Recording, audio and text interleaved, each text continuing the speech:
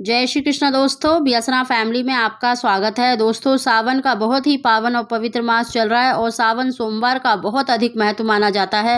दोस्तों, इस बार सावन के महीने में बहुत ही दुर्लभ योग भी बनने जा रहा है, जिसके कारण 9 भाग्यशाली राशियों को संतान सुख के साथ साथ पुत्र प्राप्ति के योग भी बन रहे हैं। अगर इस सर्वार्थ सिद्ध योग में अगर आप सावन सोमवार में आप किसी भी सोमवार के दिन कर सकते हैं, पहले सोमवार में, दूसरे, तीसरे या चौथे सोमवार में आपको अगर एक वस्तु शिवलिंग पर चढ़ाकर अगर स्त्री 5 दिन खा लेती है तो यकीन मानिए आपको निश्चित ही मन वांछित संतान की प्राप्ति होगी।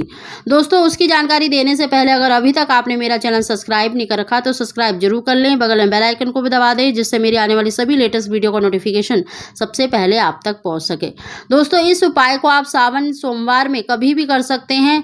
आपको सावन सोमवार में देखिए पूरी विधि विधान से भगवान शंकर का पूजन करना है। अगर पति पत्नी मिलकर करें तो बहुत ही अच्छा है, नहीं तो दोनों में से कोई भी कर सकता है। इस उपाय को देखिए आप सावन सोमवार में कभी भी कर सकते हैं। सोमवार के दिन आपको भगवान शंकर का पूजन पूरे विधि विधान से करना है।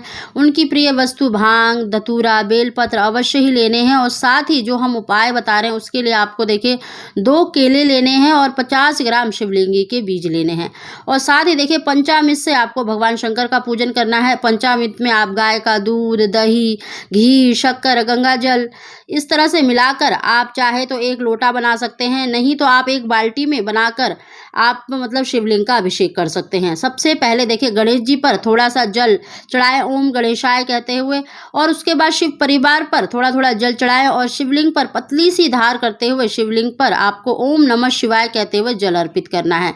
इस तरह से जल अर्पित करें, उसके बाद शुद्ध जल से स्नान कराएं, चंदन तिलक अवश्य लगाएं, अक्षत भी अवश्य चढ़ाएं और अगर आप जो भी वस्तु ले गए हैं भांग धतूरा वो अवश्य ही ओम नमः शिवाय कहते हुए शिवलिंग पर चढ़ाएं।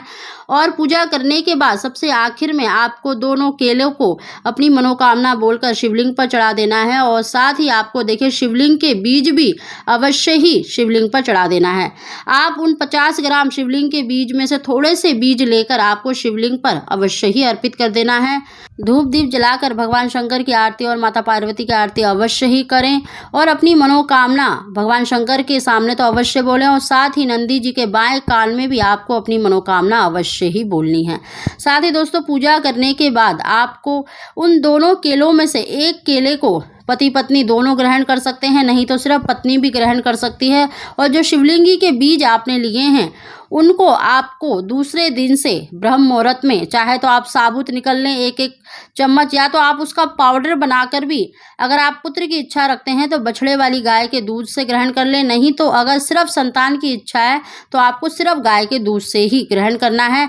आपको 5 दिन लगातार 1-1 चम्मच लेना है। आप गाय के दूध से ही ग्रहण करें और खाली पेट आपको ब्रह्म मुहूर्त में लेना है।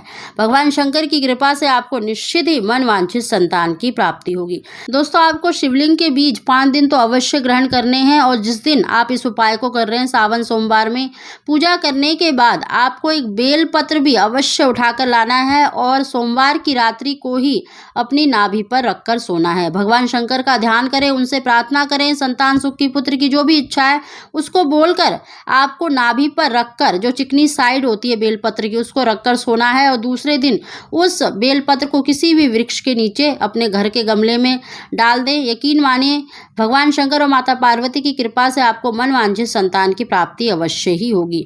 दोस्तों, इस उपाय को आप सावन सोमवार में कभी भी करें, निश्चित ही आपको लाभ मिलेगा। दोस्तों, अगर आपको हमारी जानकारी वीडियो पसंद आई हो तो इसको लाइक शेयर जरूर करें। आप सभी को जय श्री कृष्ण।